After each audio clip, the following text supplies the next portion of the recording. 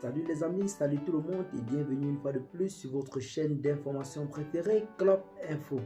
Aujourd'hui, nous continuons une fois de plus du côté du Mali où nous avons la CEDEAO qui continue toujours à mettre la pression sur le pays en ce qui concerne la durée de la transition.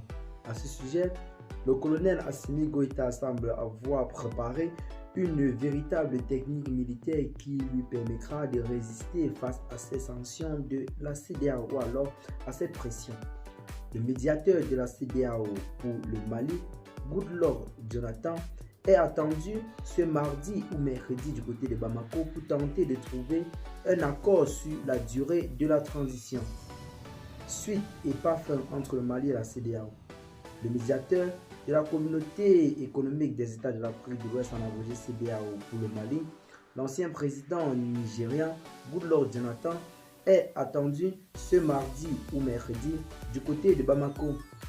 En dépit des divergences, les deux camps tentent de trouver un accord sur la durée de la transition.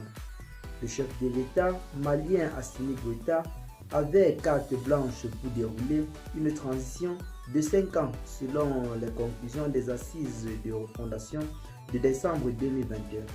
Mais dans un ultime sursaut, il a accepté une transition de 24 mois pour convaincre les chefs de l'État de la CEDEAO qui campe sur la durée de 16 mois. La différence n'est pas insurmontable, mais elle est suffisamment importante pour créer un blocage.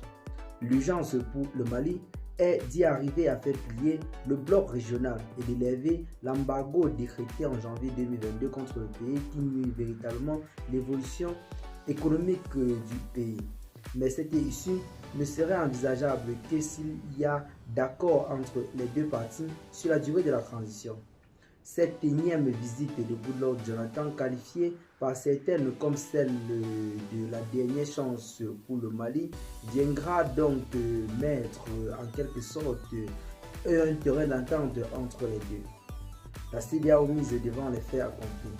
Telle est la touche secrète du colonel Assimi Goïta. En cas d'échec des négociations, Bamako compte maintenir son chronogramme de 24 mois pour achever cette transition avant de fixer une date pour les élections qui doivent déboucher sur le retour à l'ordre civil. La CEDEAO serait dans ce cas mise devant le fait accompli avec l'obligation de se prononcer clairement sur le maintien ou la levée de l'embargo sur le Mali. Sur le terrain, les effets de ces sanctions commencent à se faire sentir chez les populations, surtout avec la fermeture des frontières terrestres et aériennes. Dans le contexte de menaces djihadistes dans le Sahel, la CEDEAO peut maintenir indéfinitivement l'embargo sur un État enclavé, telle la question que l'on se pose.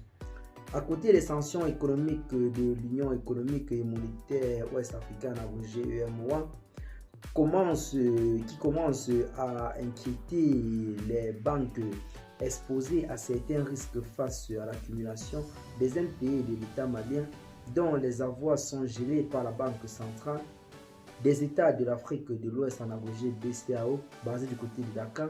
À la date du 28 février 2022, les impayés de Bamako auprès de certains établissements financiers s'élevaient à 90,8 milliards de francs CFA selon la plateforme d'information financière boursière Sika Finance.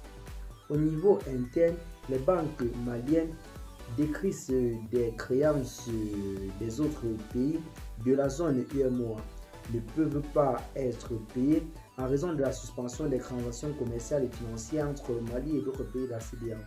Aujourd'hui, les créances détenues par les établissements de crédit auprès de l'UEMOA sur le Mali seraient estimées à plus de 1825,34 milliards de francs CFA, soit 2,8 milliards d'euros. Eh bien les amis, telle en quelque sorte la situation du côté du Mali, notamment entre l'organisation sous-régionale et le pays qui continue toujours à faire une résistance farouche face à ces derniers. Mais d'ici aujourd'hui ou demain, nous aurons certainement une visite qui pourra certainement remettre de la lumière sur toute cette affaire afin que tout puisse rentrer dans l'ordre. Eh bien les amis, qu'est-ce que vous en pensez? Partagez la vidéo avec vos amis si vous l'avez trouvée intéressante. Abonnez-vous également à la chaîne si ce n'est pas encore fait et à très bientôt donc pour de nouvelles notes d'informations. Bye bye.